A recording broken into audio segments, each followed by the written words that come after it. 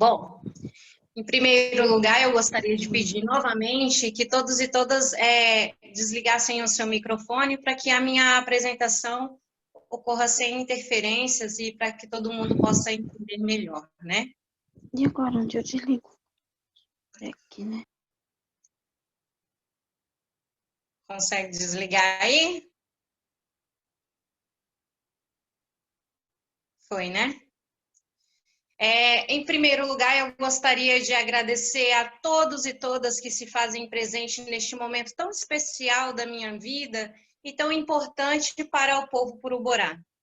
Eu me chamo Gilmara Camila de Oliveira Araújo, sou indígena da etnia Puruborá, acadêmica do curso de licenciatura em Educação Básica Intercultural, turma de 2015. Neste momento, eu quero agradecer ao ABAI, que é Deus em Puruborá, por ter feito com que eu chegasse até aqui, ter me dado força durante essa caminhada. Eu agradeço também a professora Gisele, né, minha orientadora, que foi quem tem me ajudado a construir esse trabalho e quem tem me incentivado. Dedico esse trabalho ao povo Puruborá, aos meus familiares, ao meu companheiro, ao meu filho, às minhas amigas de universidade e dedico a todas as pessoas que têm carinho por mim e também pela questão indígena. O trabalho que eu trago hoje aqui, o trabalho de conclusão de curso, ele é intitulado Resistência Puruborá, uma luta de gerações.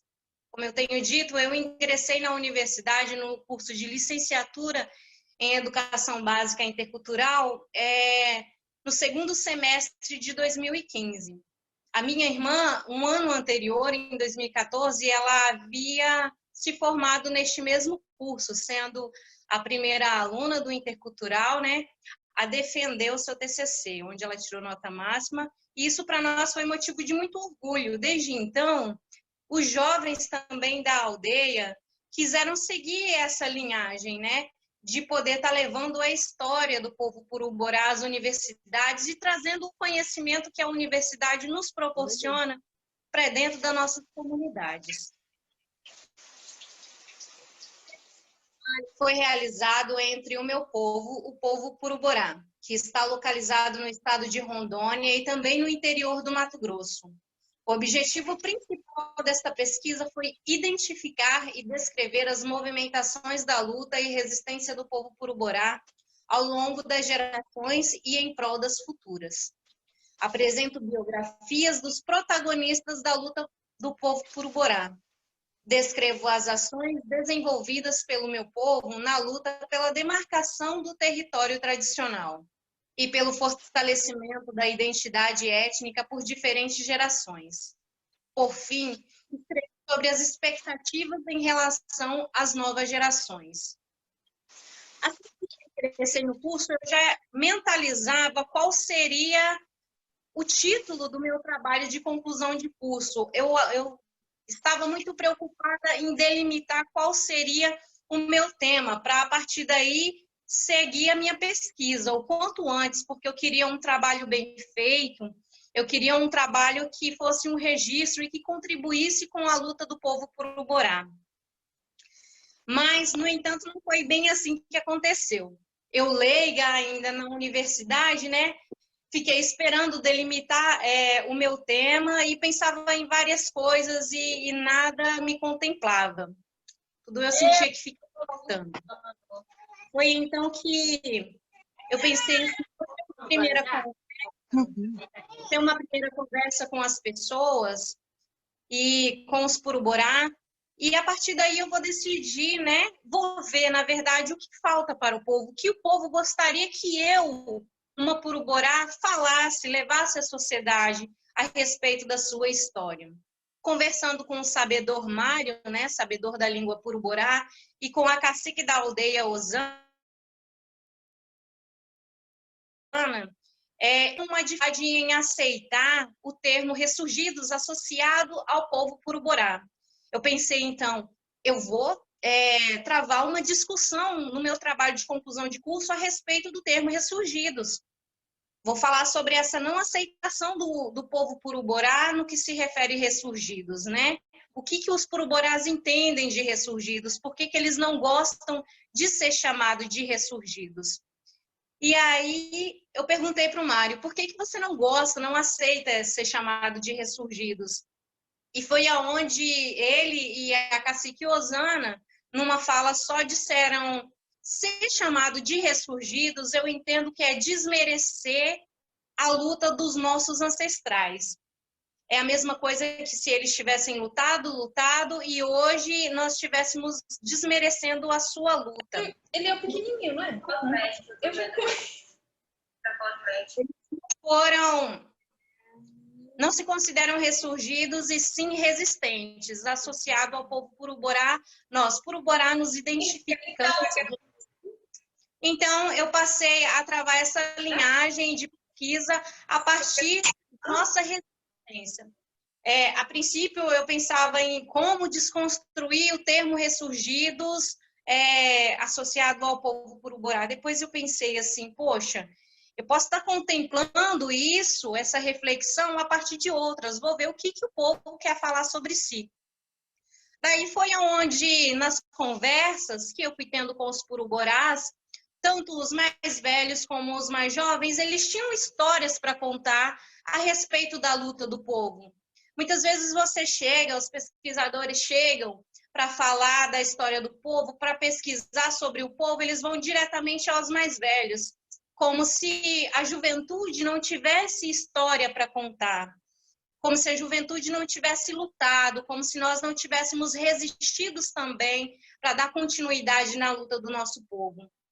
Daí foi a ideia de trazer as biografias das vidas do povo Puruborá. E a partir daí, dessas biografias, onde eu conto a vida, a trajetória dessas pessoas, eu consigo também contar sobre a luta do povo Puruborá.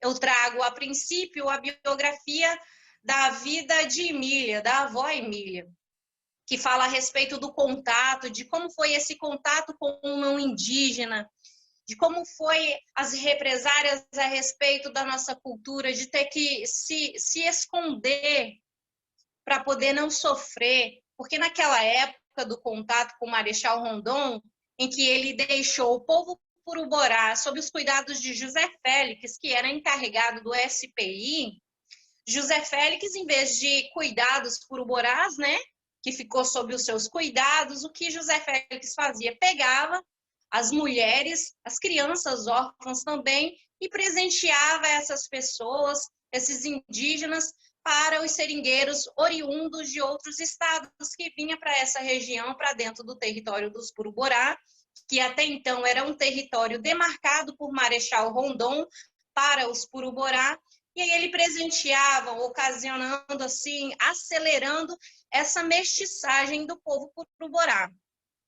Além de presentear as indígenas para seringueiros totalmente desconhecidos, como, por exemplo, a avó Emília, que foi dada aos 12 anos de idade para um marido, um seringueiro totalmente desconhecido para ela, ele também proibia os Puruborá de falar em sua língua e também proibiam de manifestarem suas práticas culturais e religiosas.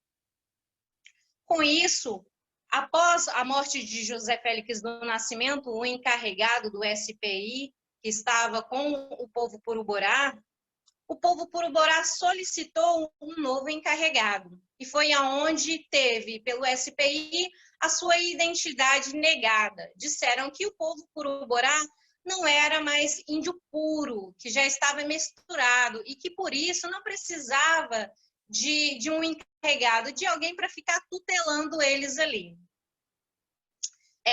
O mesmo órgão que era para proteger os Puruborá foi o órgão que acelerou a nossa mestiçagem, foi o órgão que trouxe vários tipos de tragédias para o nosso povo e nos deixou na pior situação possível. O pouco que nós ainda temos hoje, um pouco da língua, foi porque os nossos mais velhos, eles conversavam escondidos. Ainda crianças, conversavam escondidos, porque se fossem pegos falando em Puruborá, eles acabavam sendo punidos, né? E hoje a gente trabalha com o resgate do povo Puruborá, porque já não existe, já não é mais possível ter uma conversação da língua Puruborá entre as gerações Puruborá, porque nós fomos privados disso. Nós somos proibidos de falar a nossa própria língua. Então, trazendo a luta, a nossa resistência para a atualidade, onde se discute, a sociedade nos cobra o nosso físico não parece físico de índio, as nossas características não parecem características de índios. Atualmente, as populações indígenas, elas sofrem muito. E se tratando de indígenas misturados, sofrem em dobro, porque é uma luta constante, é uma luta necessária, que precisa ser travada, que deve ser repassada de geração para geração para que ela não possa acabar. Em seguida da biografia da avó Emília, eu trago a biografia da cacique Osana, que fala a respeito dessa luta dos contemporâneos, né?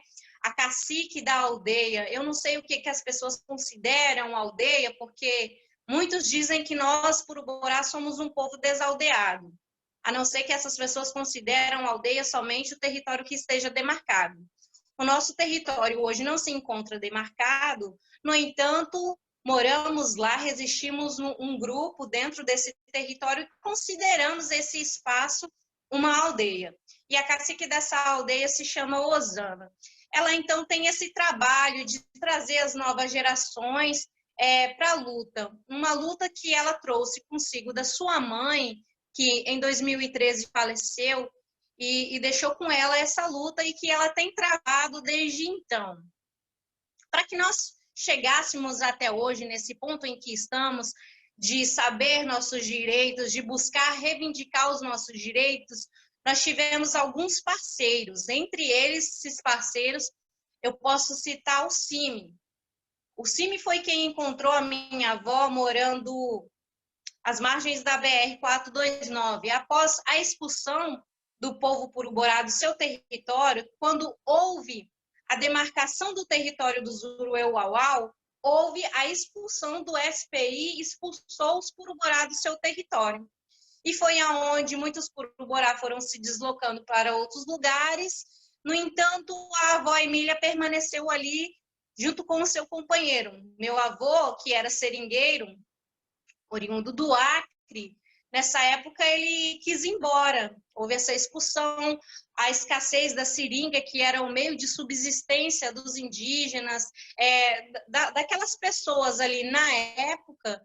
Ele chamou a minha avó para ir embora, e aonde a minha mãe conta que a minha avó dizia assim: se você quiser ir embora, você vai, porque você realmente não é daqui. Mas eu nasci e me criei aqui, o meu povo é daqui, então daqui eu não saio. E quando eu morrer, eu quero ser enterrada aqui. Em 2013, a minha avó faleceu, e a minha mãe conseguiu atender o desejo dela, que foi de enterrar ela ali.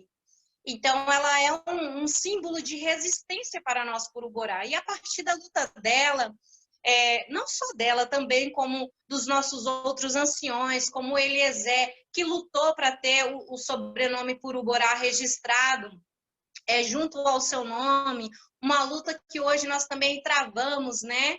Aconselhados por advogados, inclusive está tramitando um processo da inclusão do sobrenome Puruborá para o povo Puruborá, para essas pessoas que querem o sobrenome junto ao seu nome.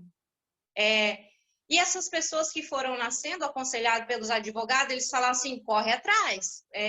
Quando vocês forem registrar os seus filhos, corre atrás de registrar os seus filhos com sobrenome Puruborá, senão vai ficar aí, ó, igual o processo que está o restante de vocês, batendo em cima e vocês não estão conseguindo. E ter o sobrenome Puruborá no nosso registro, para a gente é muito, muito importante, fortalece a nossa identidade.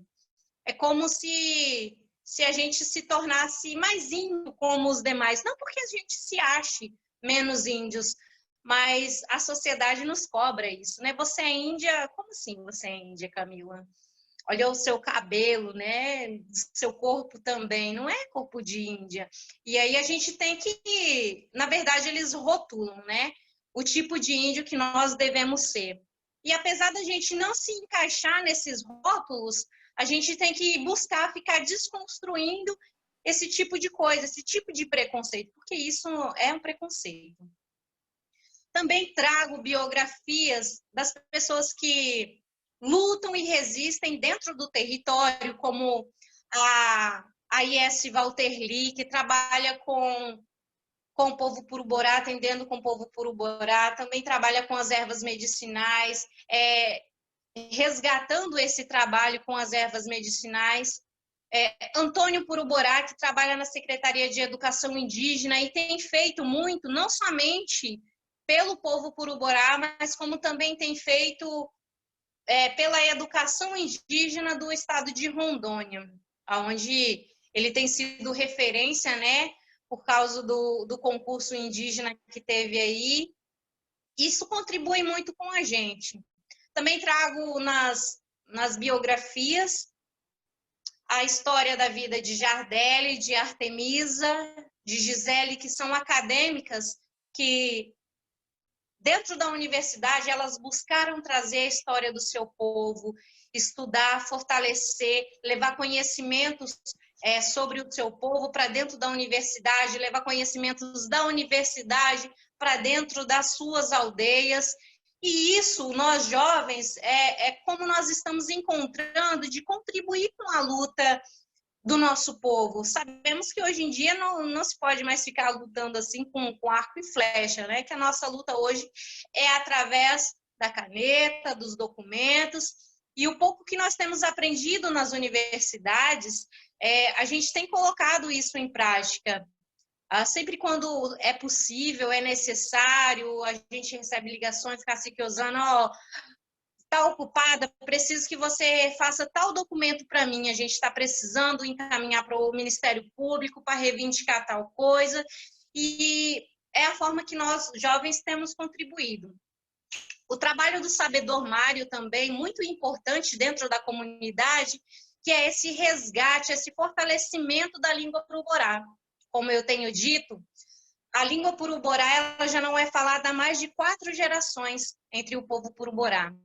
No entanto, a gente busca revitalizar essa língua através da escola, não somente com as nossas crianças, que estão em período de alfabetização, mas também os mais velhos que foram privados de aprender, de poder falar a língua Puruborá, voltaram novamente à escola para poder ter esse aprendizado da língua Puruborá.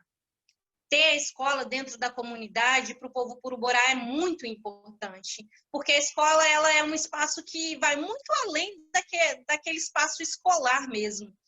É onde o povo se reúne para ter conversas a respeito das estratégias da associação, para ter conversas a respeito de estratégias de luta do povo em si.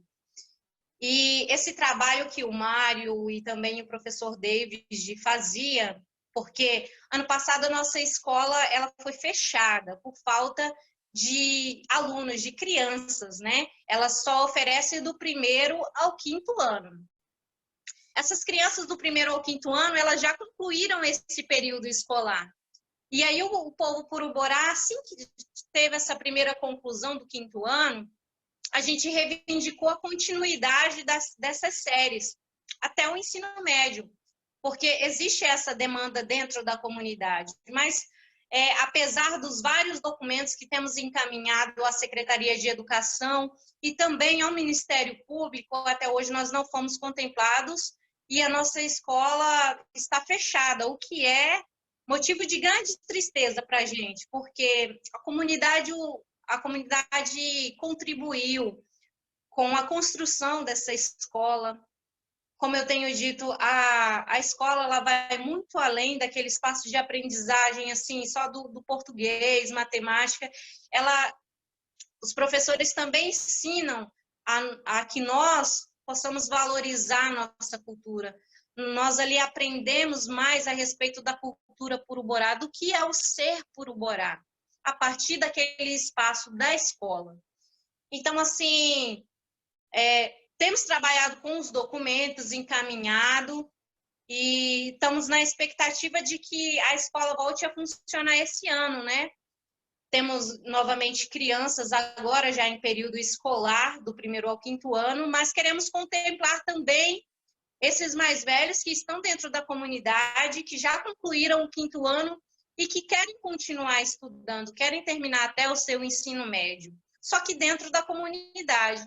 Então, a gente está na expectativa de que a Secretaria de Educação consiga oferecer isso para a nossa escola, para a nossa comunidade. Também, como atividade de afirmação dentro da nossa aldeia, temos feito o roçado.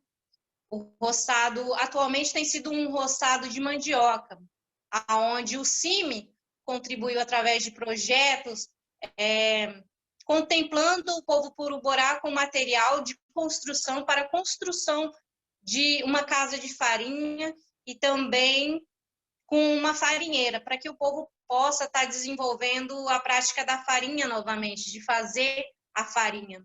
E dali, quem sabe, talvez, está comercializando essa farinha ou até mesmo para dentro do povo ali, que o povo Puruborá gosta de uma farinha. A horta comunitária também tem sido uma atividade de afirmação dentro da aldeia Peroí, onde os Puruborá se encontram, compartilham momentos juntos, aprendizados, conhecimentos. Essa horta ela foi um projeto que a CPT contemplou ao povo Puruborá, com ferramentas e assistência técnica também. Então, tudo isso nós estamos desenvolvendo dentro do território Puruborá. Camila, só são os Puruborá que moram na aldeia que lutam, que resistem? Não. Tem também aqueles Puruborá que estão dentro da aldeia e que, infelizmente, não conseguem, por um motivo ou outro, aderir à nossa luta. É como se ele sabe que é meu parente, ele sabe que ele é Puruborá, só que a luta ela se trata de uma maneira mais distante deles. Só que a gente trabalha com estratégias de tentar conseguir que algum dia essas pessoas também possam aderir à nossa luta, porque a gente entende que a união faz a força, né? E que poder trazer essas pessoas para dentro da luta do povo Puruborá é muito importante.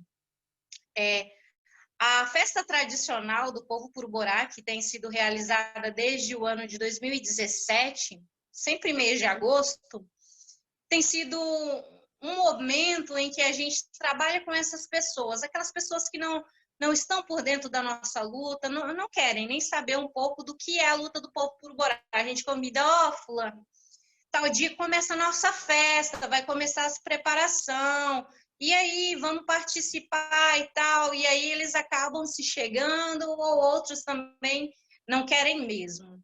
Mas nós temos aqueles Puruborá que resistem fora da comunidade, que são os Puruborá que moram nas cidades, que eles contemplam a luta da maneira que podem, né?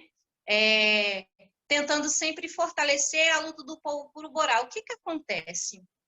A luta ela pode ser feita de diversas formas, de várias maneiras, mas o que tem que sempre existir entre o povo Puruborá é a resistência.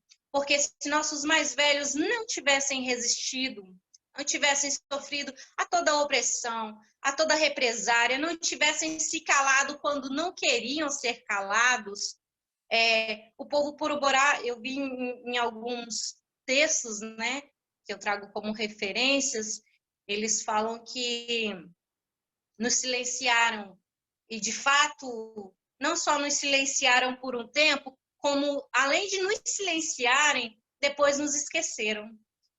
Ali, naquele mesmo lugar. E a partir desse mesmo lugar, onde nós onde esqueceram de nós voltamos. Quando nós descobrimos que nós tínhamos direito a lutar pela nossa identidade étnica, nós voltamos. Daí talvez seja por isso que nos chamam de ressurgidos, né? Mas nós sempre estivemos ali. A minha avó, apesar de ter sido expulsa do território, ela permaneceu e permanece ali. Então, o Puruborá, ele não caiu de paraquedas ali naquela região, ele não apareceu do nada, o povo Puruborá, ele sempre esteve ali. O que acontece é que para o órgão, eles simplesmente esqueceram do povo ali. E depois a gente teve que trabalhar com essa luta, né? Na verdade, do pedido do reconhecimento da nossa identidade. Hoje nós somos um povo reconhecido pela FUNAI, que é o mesmo órgão que um dia disse: vocês não são índios, vocês são misturados, não são índios puros. Hoje nos reconhecem como indígenas. Só que, apesar de nos ter reconhecido, para nós, por Uborá, não é o bastante, pelo quanto que nós perdemos durante esse tempo todo, e principalmente por nos ter tirado do nosso território, e hoje não conseguem devolver o território ao povo Uborá.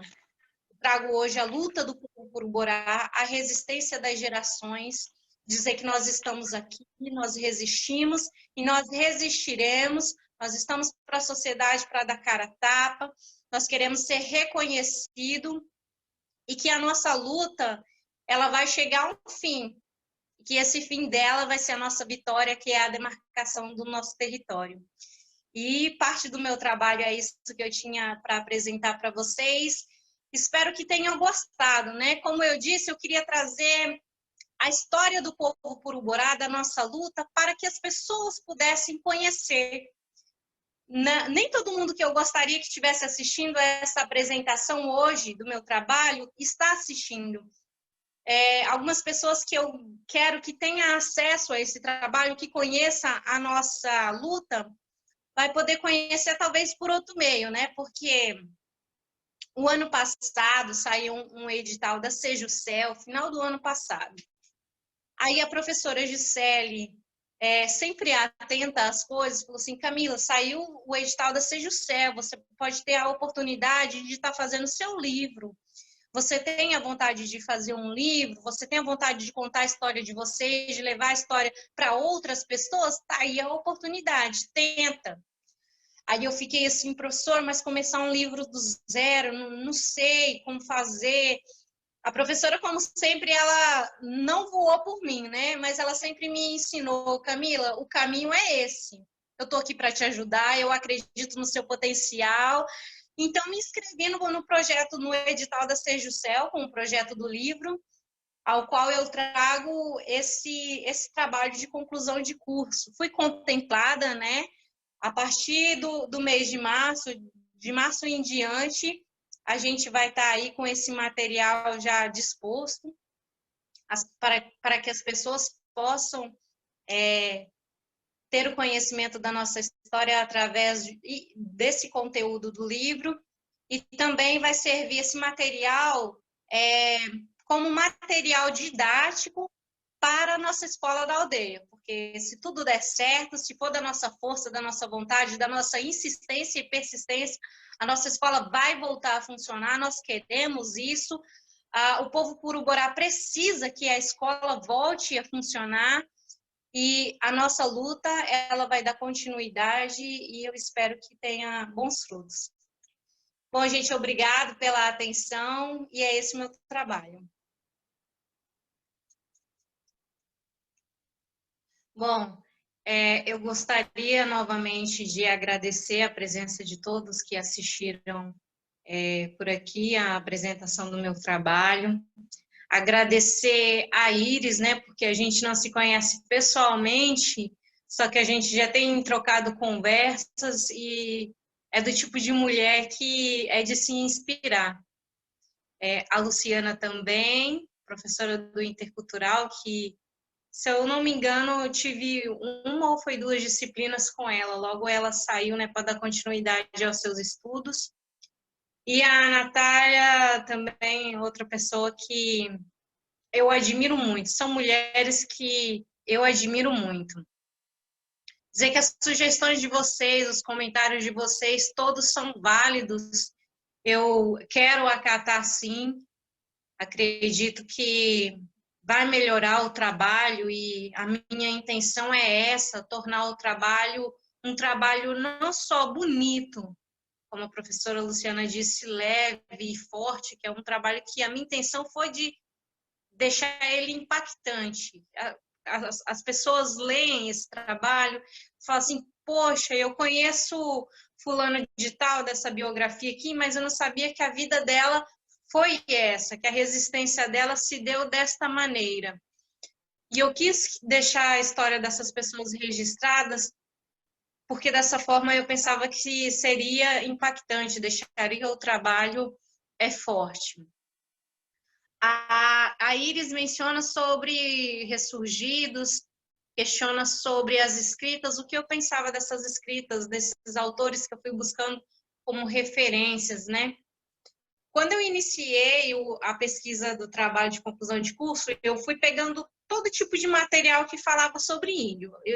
Aparecia lá na capa índio, eu já começava a ler, e aí ainda não tinha o hábito da leitura no início do curso, acabava deixando os livros na metade do caminho.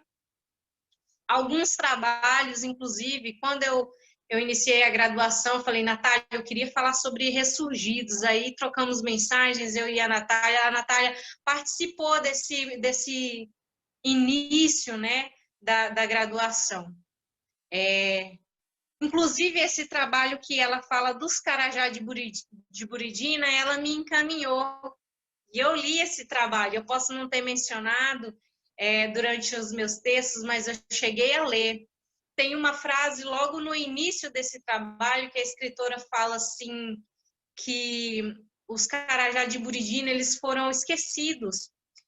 E é uma parte que eu considero, eu associei bastante à história do povo Curuborá.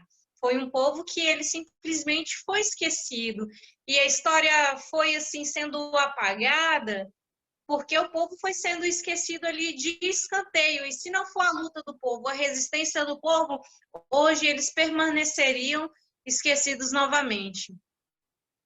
Quanto aos escritores que eu ia buscando, ora eu concordava com alguns, ora eu discordava. E eu li os textos do Joaci, li os textos da Natália, da Tarsila, do Felipe. E, assim, são pessoas que estiveram dentro da aldeia, dentro da nossa comunidade e conviveram tempo com a gente. Algumas vezes ali nos textos eu concordava com o que eles falavam. Outra hora eu discordava totalmente. Só que aí eu pensei, eu não vou trazer para o meu texto essas discussões de tudo que eu concordo e das coisas que eu discordo. Eu queria, na verdade, era dar a voz ao povo Curuborá, ao restante, não ficar desconstruindo o que eu pensava ou deixava de pensar. Porque, a respeito dos ressurgidos, quando eu comecei a pesquisar, a Cacique Osana e o Mário discordavam do termo ressurgidos. No entanto, a Gisele, que já tinha o curso superior, um conhecimento a mais acadêmico de escritas, ela não disse que não concordava do termos ressurgidos ao povo Curuborá. Então, para mim ficar desconstruindo as coisas no meu texto, eu achei um pouco mais desnecessário isso. Quis mais dar voz ao restante do povo, à luta do povo, que eu acredito que eu contribuiria melhor desta maneira. Quando a Natália fala assim a respeito da minha vivência escolar e também aqui na universidade. Quando eu entrei na universidade em 2015, eu sabia já um pouco do que era a universidade através das coisas que a minha irmã Gisele falava, né? Só que uma coisa é você ouvir falar, outra coisa é você estar lá dentro, outra coisa é você viver. E acredito que a minha vivência dentro da universidade tenha sido diferente da dela. Quando eu ingressei no curso, eu fiquei assim vislumbrada com a quantidade e diversidade de indígenas que tinha ali. Era gente muito diferente e ao mesmo tempo era um povo parecido. E nós, Curuborá, eu principalmente se tratando de mim, eu me achava mais diferente de todos eles ali. Aí, a princípio, eu ficava assim, não sei se isso é bom, se ser diferente de todo mundo é bom, ou se ser diferente de todo mundo é ruim. E com o tempo que eu fui desconstruindo isso, essa minha mentalidade de saber se era bom ou se era ruim. Apenas existia a minha diferença ali, a diferença do povo Puruborá, porque eu sou a única, sou porque até o ano passado ainda era, né? Que tem o cabelo desse jeito aqui. Na universidade todo mundo tem um cabelinho liso, né? E as que não têm o cabelo liso de natureza, alisam. Por exemplo, minhas primas alisam o cabelo. E eu, quando ingressei no curso, eu tinha o cabelo alisado. E aí foi ao longo do curso, um dia de manhã, eu me lembro muito bem, que eu fui com o cabelo alisado. Quando eu aliso ele, ele fica bem aqui assim. E quando foi de manhã, eu fui assim. E quando foi à tarde, a raiz dele já estava desse tamanho assim. Eu não tinha dado conta de mandar fazer a raiz. Eu voltei à tarde, eu já estava com o cotoco do cabelo, porque o liso eu já tinha cortado. E assim, eu acredito que parte de assumir esse meu afro, assumir a minha identidade, assumir o que aconteceu com o meu povo, a nossa mistura, eu vivi isso dentro da universidade. A universidade me proporcionou essa desconstrução de que a gente tem que ter o cabelo liso, a gente tem que ser rotulado de certa forma ali. Eu não achava meu cabelo bonito, não achava, eu não me achava bonita com esse cabelo. E aí, daí, eu ficar sempre alisando. Hoje não aliso mais meu cabelo por nada, parte dessa minha aceitação também, eu agradeço a professora Gisele, que ela contribuiu com essa minha aceitação do meu afro também.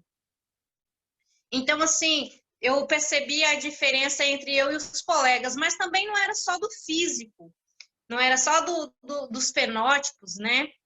A diferença é eles falavam na língua e a gente não falava na língua. Quando tinha os eventos culturais dentro da universidade, início de seminário, de reunião, algum povo, alguém quer vir aqui cantar, quer vir dançar, e a gente não tinha nada para mostrar. Nós, por Borá, ficávamos de escanteio.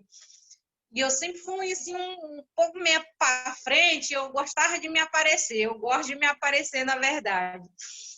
E eu queria ir, eu queria fazer alguma coisa, me aparecer lá na frente, mas eu não achava um jeito de fazer isso, né? Porque eu não cantava, não sabia cantar na língua, a gente não falava na língua, o que nós sabemos hoje são algumas palavras assim soltas, nomes de animais principalmente. Só que eu queria me aparecer lá na frente, eu queria mostrar que eu sou Puruborá, que eu sou índia, que eu sou diferente, mas que eu sou índia também. E aí foi quando eu comecei a pensar assim, numa disciplina, eu não me recordo agora no momento qual, de para a gente desenvolver coisas que você queria a respeito do povo, alguma coisa que você pudesse fortalecer a sua identidade dentro e fora da comunidade. Aí falei assim, cara, eu acho que eu vou fazer uma música na língua. O Mário fala na língua, ele sabe muita coisa na língua, ele pode me ajudar. E aí algumas coisas eu sabia na língua e fui tentando construir a língua na língua Puruborá e traduzido no português. Isso eu estava na universidade. Quando eu cheguei ao retornar à aldeia, falei, Mário, eu queria fazer uma música, eu queria construir uma música, porque lá na faculdade todo mundo canta, todo mundo dança, e nós, por Uborá, a gente fica de escanteio, a gente não tem nada para mostrar. Aí foi aonde ele me ajudou a fazer essa música. A primeira música agora, recentemente, de nós, por Uborá Resistentes, ela é de minha autoria. E isso, para mim, tem sido motivo de muito orgulho. Fui eu que fiz o ritmo da batida lá, fui eu que escrevi a música com a ajuda do Mário. E, assim, nas nossas primeiras festas, e também nas assembleias anuais que acontecem entre o nosso povo, a gente começou a cantar. Aí depois tinha gente que falava assim, Camila, manda para mim um áudio daquela sua música lá que você fez, do nosso povo e tal. E aí eu fui gostando da coisa. Vendo que isso deu frutos, né, que isso foi uma coisa certa, depois o Mário trabalhou com as crianças a fazer músicas também. E aí, na escola, ele fez mais uma outra música, né? O Mário e o David junto com as crianças. desenvolveu lá uma coreografia onde as crianças apresentavam na nossa festa tradicional do povo Curuborá. E isso, para mim, foi muito importante. Eu acredito que eu tenha, de alguma forma, influenciado isso. É a mesma coisa, por exemplo, os mais velhos, eles têm parte da arma, que a outra parte vem da gente. Qual que é a outra parte que vem de nós? São esses conhecimentos que nós trazemos da academia para dentro das nossas aldeias, para dentro da comunidade. São esses conhecimentos da comunidade que nós levamos para dentro da academia. E essa troca, eu acredito que engrandece ambas partes. Também a respeito do histórico. A Luciana mencionou a respeito do histórico. Logo, a princípio, a gente pega as histórias, os textos que se lê, vê lá a descrição do povo, logo a princípio, né? Histórico do povo tal. Aí começa, o povo foi contactado em determinada época, foi assim, assim, assado. Eu joguei isso mais lá para trás, porque esse não era muito o meu foco, contar sobre o histórico do povo Curuborá. Porque todos os textos que eu pegava começavam assim, contando o histórico do povo Curuborá. E aí eu quis jogar isso mais lá para trás, porque a minha ideia de jogar a princípio eram outras coisas, era dar visibilidade a outras coisas que eu considerei mais importantes nesse momento. Mas o histórico está ali, presente no trabalho, a gente pode estar repensando aí o lugar de onde ele fica também, sem problema algum, onde ficar melhor.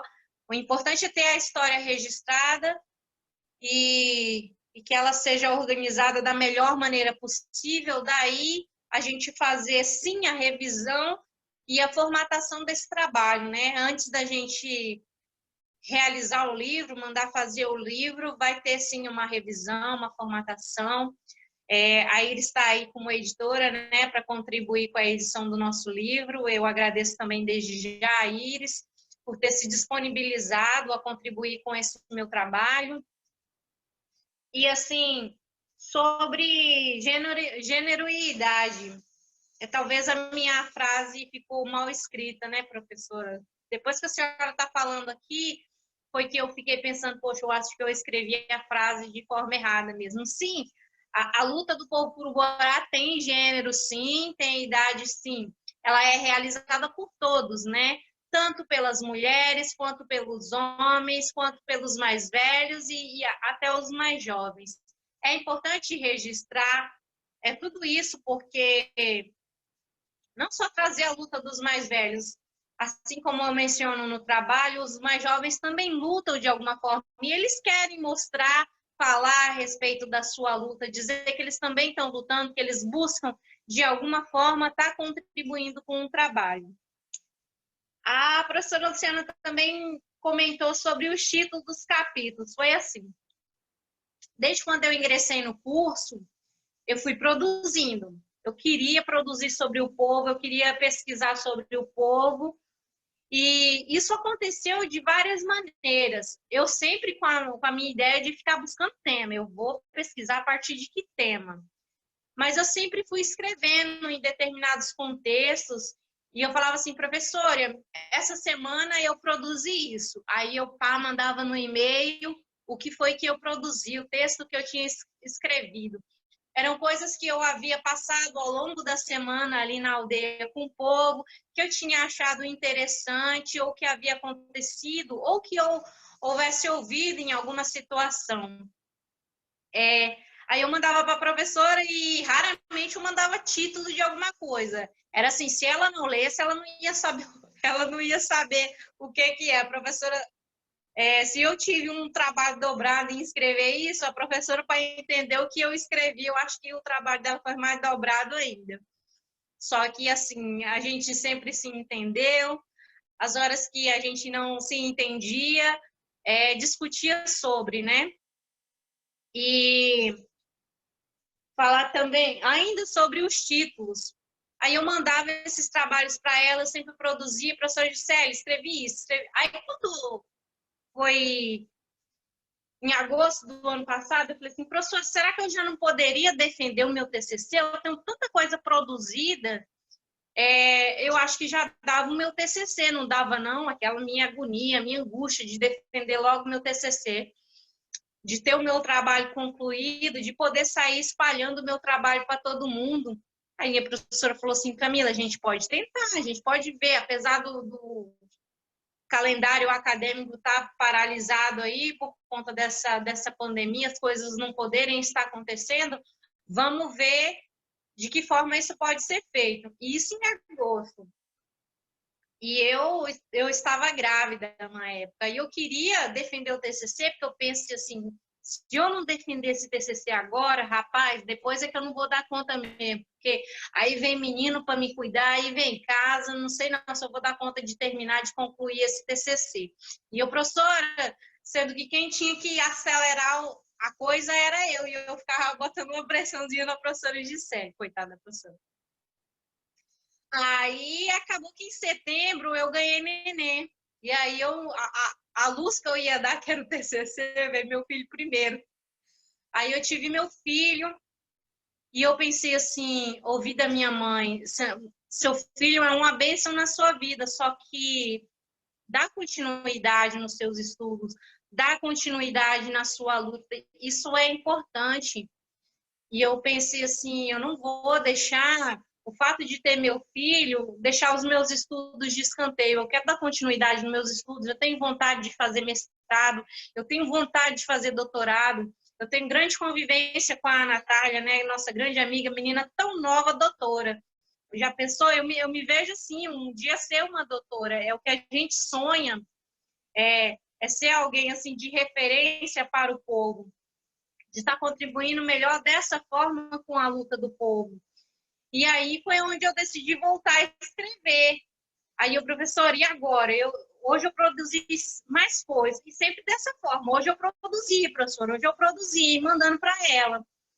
E aí ela falou assim, beleza, Camila, acho que agora dá para você defender o seu TCC. Vamos juntar o trabalho? Eu acho que juntar o trabalho foi mais difícil do que escrever o próprio trabalho, porque eu tinha escritas de 2016, assim quando eu iniciei o curso.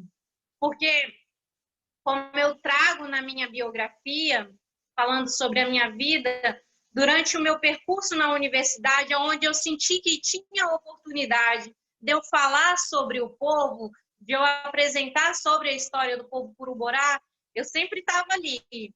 O SED, quem me convidou a primeira vez para escrever no SED foi o professor Kessler. Aí eu escrevi com o professor Kessler, aí eu apresentei, aí eu tomei gosto em apresentar.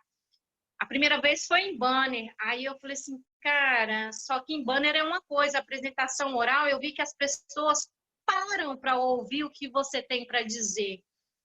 E aí o SED de 2017, 2018, 2019, eu apresentei em todos eles, e todos eles eu trouxe histórias do povo Curuborá, e em todos eles eu fui apresentando histórias orais. E foi a partir daí que o meu trabalho de conclusão de curso foi sendo construído. Mas sempre assim, com histórias pingadas, sabe? Aquele trem fragmentado. Quando eu fui parar para juntar a coisa, eu fiquei perdida. Eu fiquei muito perdida. A professora Luciana fala assim que tem hora que ela não sabe se é eu que estou falando ou se é a Artemisa que está falando. É porque houve momentos em que eu sabia de algumas coisas e eu fui escrevendo. E aí eu falava por mim, através da minha fala. Aí eu, Artemisa, mas eu esqueci isso e isso. Foi assim mesmo? Fala para mim. A Artemisa, não, foi assim, assim, assado. Daí eu jogava a fala da Artemisa. Talvez por isso que o texto tenha ficado um pouco mais embaraçado. Mas, assim, a minha intenção sempre foi trazer a voz de todas essas pessoas, né? Agradeço novamente a vocês que estão assistindo. Agradeço aquelas pessoas que contribuíram com o meu trabalho, que eu fui atrás, assim, ser pesquisadora não é fácil, não. Não é fácil mesmo, é uma coisa, assim, difícil, mas o resultado é muito gratificante. Muitas vezes eu fui atrás, assim, das pessoas, atrás de entrevista, de conversar, de tirar esclarecimento em algumas coisas, e aí falar assim, rapaz, hoje eu não posso não, hein? Aí tinha gente que ainda fazia piadinha. Tal dia você marca na minha agenda, que daí, quem sabe, a gente pode se falar. E aí eu falava assim, professora, tentei conversar com fulano de tal, mas eu achei que fez pouco caso de mim, não vou mais atrás, não. Aí a professora Gisele vinha assim, não, Camila, ser pesquisadora é ter paciência, é você ouvir um não, esperar um tempo, voltar atrás dessa mesma pessoa insistentemente até ouvir um sim. De muitas eu ouvi um sim depois, né, de tanta insistência, mas de outras acabaram não falando e a gente tem que respeitar, quem quer falar quer, quem quer ser ouvido, né? A gente estava aí para isso, quem também não quis ser ouvido, não quis falar, a gente respeita. Mas eu agradeço Tia Mari, que contribuiu muito com o meu trabalho, eu ficava assim, minha mãe sabe das coisas, só que aí tinha dia que a minha própria mãe ligava e ela dava uma enrolada, ou então estava em algum serviço cotidiano ali e acabava não me respondendo. E eu, Tia Mari, que é a irmã da minha mãe, como aconteceu isso e isso, quem nasceu primeiro dos filhos da avó Emília e tal, e a Tia Mari sempre disponível ali em me responder. Então, assim, gratidão a todos vocês e é isso que eu tinha para falar. Mãe África, Gioca, Terro, Amico. África, Ipa, Anemanta, Bebê. Mãe, ó, mãe, ó. África, Itabique. Mãe, ó, mãe, ó, África, Itabique.